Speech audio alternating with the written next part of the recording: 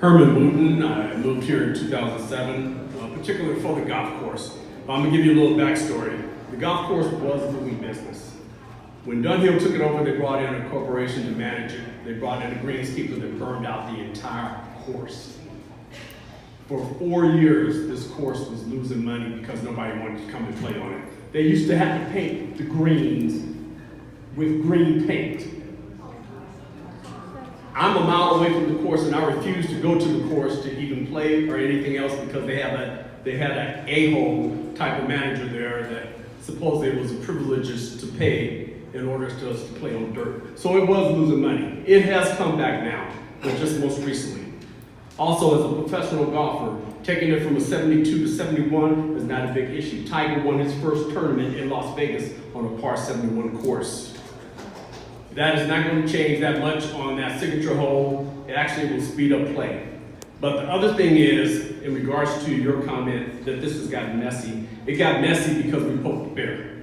I was on the initial meeting in regards to the offer was build the 32 homes, get our deed of restriction, and then get the hell out of here. The light bulb should have gone on for everybody that was the best way to go. We didn't have to come out of any money of our pockets. They made their little bit of profit that they needed to make for their shareholders, and they were gone.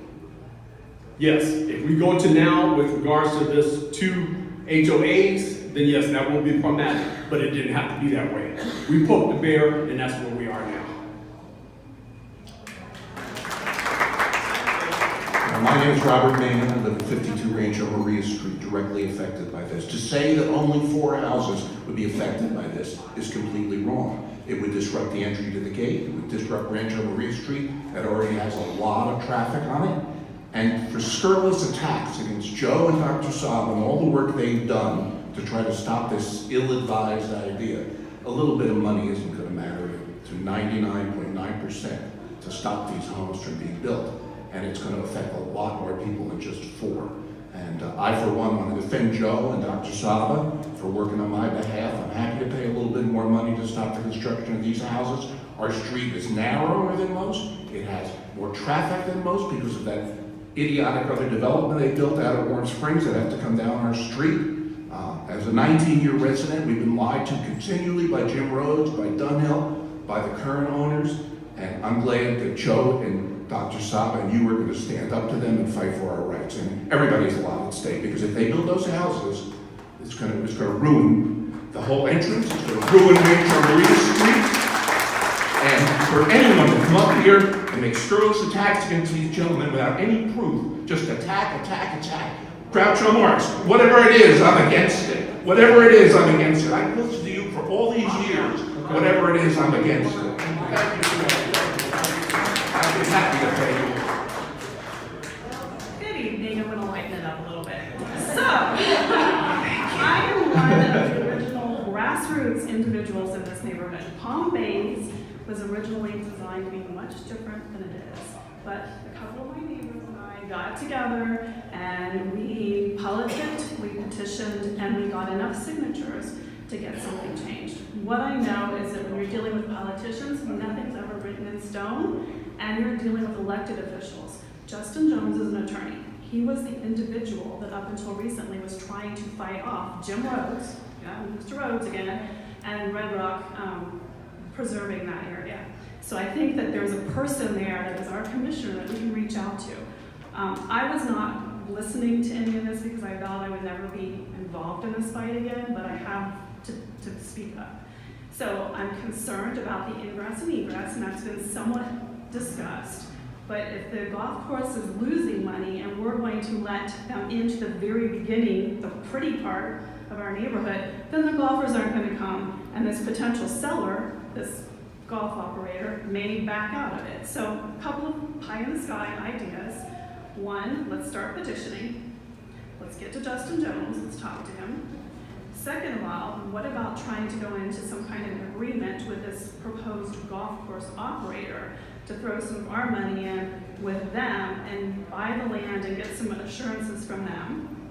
Or what about trying to buy the golf course and do some kind of a purchase lease back to somebody that knows what they're doing, where we're getting our money back by maybe taking a loan to begin with, but getting it back from an operation, or making it a nonprofit HOA, Birds Ranch Run golf course. These are things that are pie in the sky. I don't know this stuff, but I know that when you're dealing with elected officials, nothing is ever finished and nothing is ever written in stone. So we have enough people here to start a petition. We need to get 5 of our neighbors to sign on, and we take it to the county commissioner. Then we've got something. If he's going to be a little scared, then he might be an ally to us. The other thing that I'm concerned about is 2 HOAs. We're going to have Century Homes, a corporation with stakeholders and deep pockets as the declarant or as that original HOA like we had here. We're homeowners with a limited reserve and a limited amount of money to work with, but we're going to be fighting the deep pocket corporation. We're going to have this infight, and it's not going to be pretty because they're going to continue to drag us back to court and threaten us and get exactly what they want. So even though we're bargaining with them now, we're going to lose in the end. So there's my lightning up, okay? Not angry, just giving me some weird ideas to think about. Hi, I'm Bob Coatsworth. I'm one of the notorious board members. First off, I was also a member of the working group. Initially, the people that were on the working group were trying to find alternate proposals to the building on the golf course. And I believe it was on day 2 or day 3 that we met. I posed a question to the major operator of Century Communities. And that was the question was, how much money would the HOA have to come up with to buy the golf course? The quote from Century Communities was that they would not sell to the HOA. Yes, it was, and you were there. Well, wait. But he said they wouldn't carry the paper. Yeah, he said they wouldn't carry the paper. However, with every other group that they were dealing with, and they had just got through of repossessing a golf course in Tuscany, and the reason why they said at that meeting, the reason why I posed the question was because they said, we just got the golf course back, and if we sell it again, we will probably have to do the financing as well. Okay, now on other issues. The reason why it ended up being a non-go was because by the time we finished negotiations with Century Communities, they had pushed everything so far in their favor that it was an absolute bitter pill that we could not bring to the community and ask them to bite. We still held out some hope that there might be something we could do to possibly keep the beauty of this community, the entrance as it is, and the drive down Pine Shores that we have. We came up with something that is far superior to anything that was offered by Century Communities.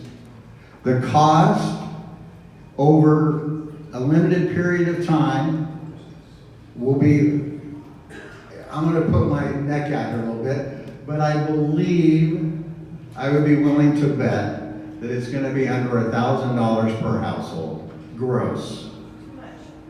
Okay? And it'll be spread out. It can't be any more than $250 a year anyway. So you're talking less than $20 a month. The 50-year deed restriction is intact. In addition to that, something that we are asking for, we're bargaining for, I can't say that it is definite, but we would like to bargain for it, and that's also, seeing how they're willing to go with a 50-year deed restriction, the main thing that we had that was in favor of Century Communities was the fact that it was zoned R2. We want that zoning changed. We do not want this R2 ever again. And that way, if anyone is going to try to build on that property, they will have to go both against the deed restriction and against the zoning. Well, I'm 67 and I plan on being 117. I'm living right here. Yeah, Well, God bless you. and that's another point too. Keep in mind, I mean,